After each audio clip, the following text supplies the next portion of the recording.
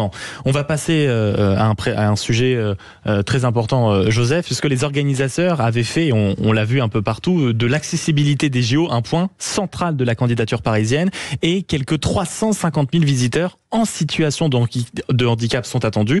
Mais est-ce que Paris est au rendez-vous? Apparemment pas tant que ça. Ouais, on va se poser la question avec Nicolas Méry. Bonjour.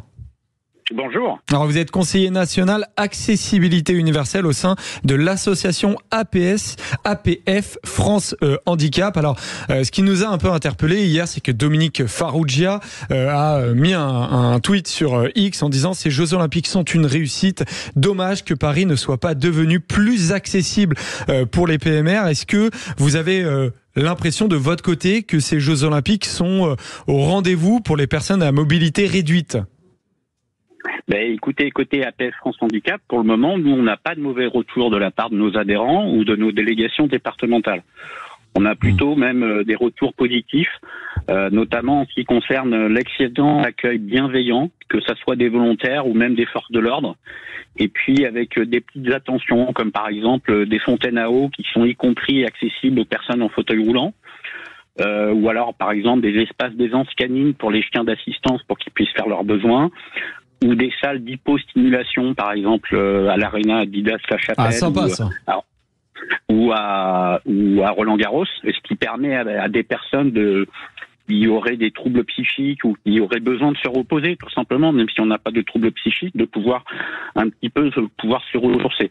Donc plutôt globalement des retours positifs. Ce qui est également apprécié, c'est que quand on est une personne en situation de handicap et qu'on a acheté un billet, on nous envoie un guide très complet avec des informations fort utiles et intéressantes. Après, il y a des espaces évidemment d'amélioration, notamment pour la signalétique des places de stationnement pour les PMR qui sont sur le domaine de la voirie. Là, il y a pas une très très bonne signalétique. Et ça a posé problème depuis le début des Jeux Olympiques?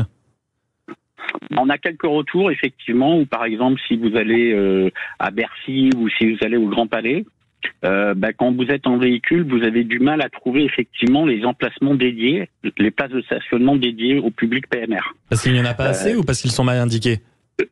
C'est parce qu'ils sont mal indiqués. Il y en a, ça c'est prévu. On y avait travaillé d'ailleurs avec les organisateurs depuis plus de 2 ans. Donc les places existent, simplement elles sont pas très bien signalées. Ouais. Bon, en tout cas, on voit bien qu'il y a un retour de votre côté, Nicolas Méry, conseiller national accessibilité universelle au sein de l'association APF France Handicap, que les Jeux Olympiques, c'est plutôt positif du côté du COJO, de Paris 2024. Mais est-ce que la mairie de Paris, de son côté, a bien organisé tout ça pour les personnes à mobilité réduite? Et je pense notamment au transport en commun. On sait que ça a été une vraie question. Et est-ce qu'aujourd'hui, les problèmes sont réglés et toutes les stations sont bien accessibles? Oui, alors je vous remercie de votre question. Alors il faut savoir que pour les transports publics en Île-de-France, c'est Île-de-France Mobilité qui est l'autorité politique, ce n'est pas la mairie de Paris. Donc ça c'est très important à savoir. Donc c'est Île-de-France Mobilité qui a en charge le métro, le RER, le bus, le tramway. Donc pour le bus, c'est relativement satisfaisant, de même que pour le tramway. Après, bien évidemment, l'énorme point noir, c'est le métro, puisqu'il n'y a que la ligne 14 qui soit accessible. Et les nouvelles lignes des prolongements des lignes 4 et 11.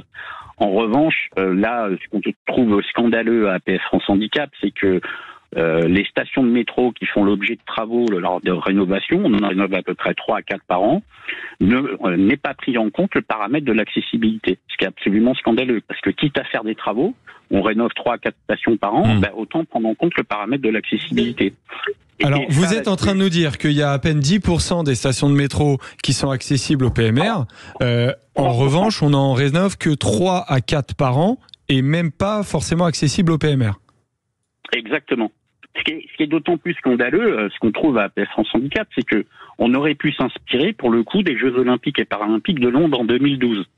Alors, pourquoi? Parce que, alors que le métro londonien est beaucoup plus vieux que celui de Paris, 1873 pour le métro de Londres, 1900 pour celui de Paris, et que surtout, il est beaucoup plus profond, 30 à 40 mètres de profondeur.